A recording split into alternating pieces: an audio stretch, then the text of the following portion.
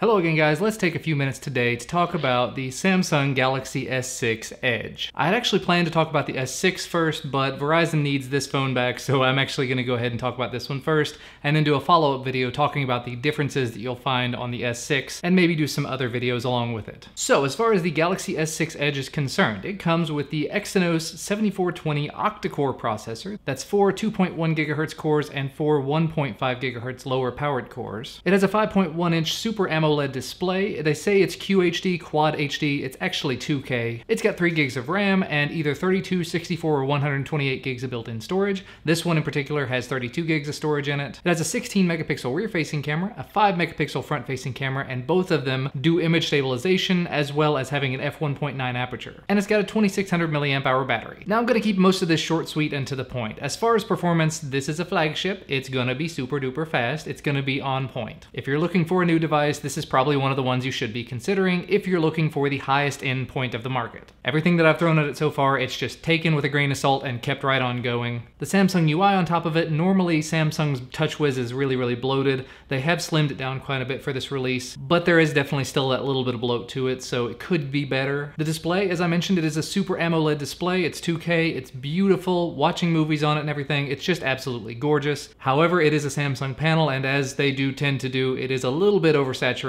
Normally they're really oversaturated. This one is just a little bit. It's better than I've seen in the past. However, on this version in particular, you have the edge on both sides, and the display does continue on over that edge, so it is a nice sort of a unique feature to it. It's something we've only seen in the Note Edge in the past. Moving on to the audio, it's okay. It's decently loud, but it's one teeny tiny little speaker on the bottom of the device, and if I try to hold it like this to play games or to watch a movie or something, my finger's immediately covering it up, so I'm not really a fan of that. In terms of special features and what makes this unique over some other devices, of course it has a fingerprint sensor down here at the bottom you can use for logging in. I tried that briefly and almost immediately turned it off. It did work very well for me, much better than most other fingerprint sensors I've used in the past. It has a heart rate sensor on the back. I've tested that out a little bit as well, and it seems to be fairly accurate. I haven't used it when I was running or anything, but just walking and going a little faster and a little slower, the heart rate does tend to change whenever you're using that. And there's actually a built-in suite of S-Health tools on the device to try to motivate you to work out, to motivate you to get steps, to motivate you to get your heart rate up.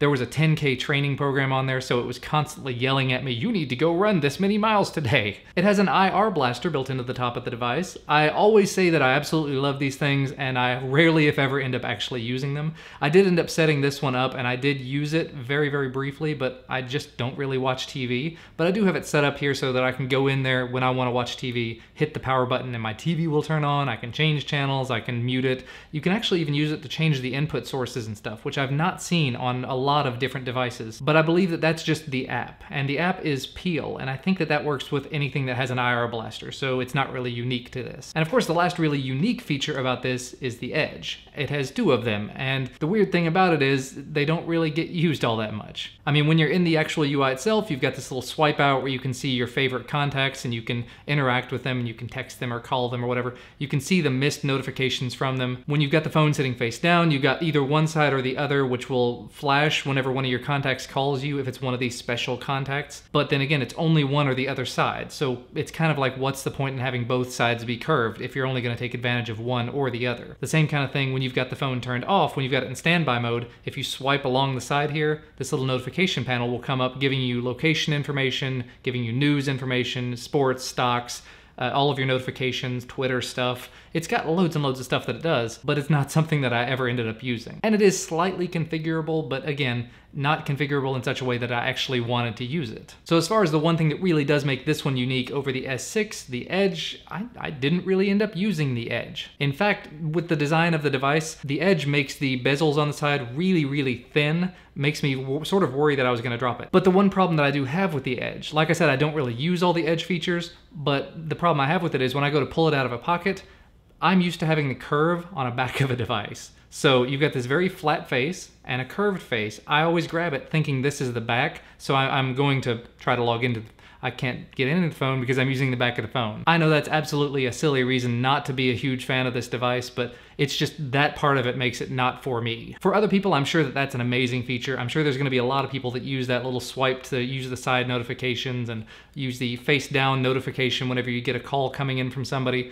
Those are great features. They're just not something I'm hugely into. Anyway, let's move on to the battery life. 2600 milliamp hours, as I mentioned, not great. I'm guessing having the Quad HD display and having all sorts of power built into it with the octa-core processor and everything, it just absolutely eats the battery. So by the end of the day, every time I wanted to use it, it was down next to nothing. Now, I'm not a really heavy user, so if you are a heavy user, this is gonna be a difficult one to make it through the day with. In my case, end of the day, I was regularly at like 25%, maybe less, but that's again, just my normal usage. However, if you do have problems with that, there are two options there. One, it comes with a quick charger, so you plug it in and it charges up very, very quickly. Like within an hour, you can charge back completely, but I think it's up to 60 or 80% within so many minutes. So that's definitely a handy feature. But additionally, and this is where it really got me, wireless charging. So many devices do not come with wireless charging built in. This one comes supporting both of the current wireless charging standards. So I can use my Qi charger, I can use my PMA charger, both of them work just fine. You can probably see, I don't know if you can see it back there, the PMA charger I've got right beside me has the Galaxy S6 sitting on it because it charges on there, and I just leave it there a lot of the time when I've been going back and forth between them. A lot of times I'll sit the S6 Edge down on one side of the PMA charger, pick up the S6, and when I'm done with it, swap back out. If you got two of these phones, you're good for the day. But battery life is definitely a bit of a concern, at least as far as I'm concerned. Now, as far as the software, we talked about it a little bit earlier, but of all of the versions of the Galaxy S6 and S6 Edge, from what I understand, the Verizon one is the one you probably want because there are a lot of things that Samsung bundles on top of their software that come turned off by default in this. So S-Voice is turned off by default, and the little flipboard style extra home screen is disabled by default. And while there are a bunch of extra Verizon bloatware apps, they are all kind of contained in their own little folder. They don't really get in the way. So that's kind of nice as well. And I'm sure no matter what carrier you buy it on, unless you buy the absolutely unlocked one, you know, not touched any carrier or anything like that, you're gonna get some sort of bloat on it unless, like I said, you buy the unlocked one that has nothing. And the other really interesting thing about this, because it is a Verizon device, it will of course connect to Verizon's network, but it also works on other networks. So I was able to take the Nano SIM out of this, stick my Cricket SIM into it, and use it on AT&T's network.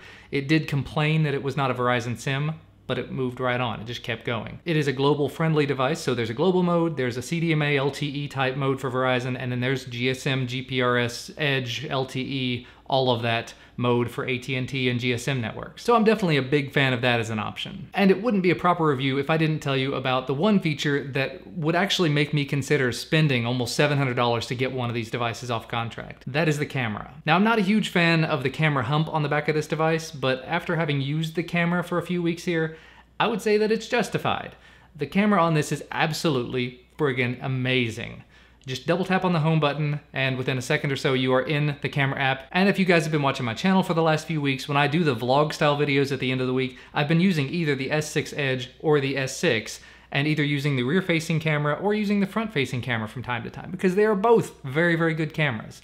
The rear facing camera is obviously going to be just a little bit better. It's got slightly better color reproduction. Again, a little bit oversaturated. That's just one of the things Samsung kind of does. But the pictures and the video, they all look amazing out of it. And you get the option from the rear facing camera of doing 4K video at 30 frames a second. You can do 2K video at 30 frames a second, 1080p video at 60 frames per second, or 1080p at 30 frames per second, but use HDR and use stabilization. So all of these extra little features, they only work at 1080p 30 frames per second, so that's a bit of a bummer, but it makes the video just that much better. Most of the time I've spent with it in video mode has been 1080p 60 or 4K. So the other modes are kind of lost on me, but I have spent a little time in 1080p 30 with image stabilization turned on, and that is just absolutely gorgeous footage. The front-facing camera, again, as you've seen from some of the vlogs that I've done, it does 2K at the highest, so it doesn't do 4K video, it does 2K at 30 frames a second, or again, 1080p, 30 frames per second, image stabilized. Now I don't know if that's optical image stabilization on the front, I'm not really sure that it is,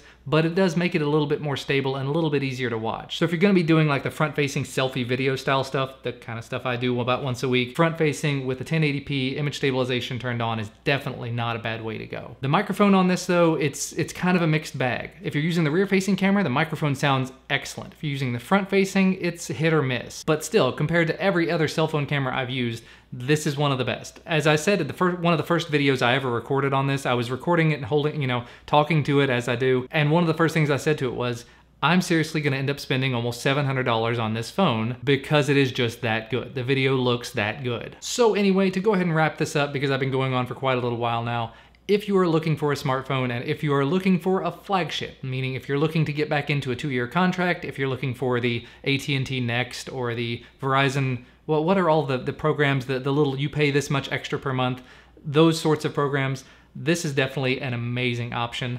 The Edge versus the S6, I would preferably go with the S6, and I'll probably do another video on the S6 just to sort of give you my experiences on that one as well. It's gonna be a lot of just the same as the S6 Edge, but I like this one because of this. So yeah, if you like the Edge, this is definitely worth a look. If you don't, the S6 is definitely worth it. The biggest problem that I have with it, and I'll say it again, is the battery. But if you've got the fast charger, or if you've got wireless charging, you're good to go. Anyway, that is gonna be about all from me for today. Thank you guys so much for watching. Remember to hit that like button if you like this video, and subscribe to receive more videos whenever they become available. Thanks so much to Verizon for letting me borrow this for a few weeks, and I'll see you guys in the next video. Bye guys.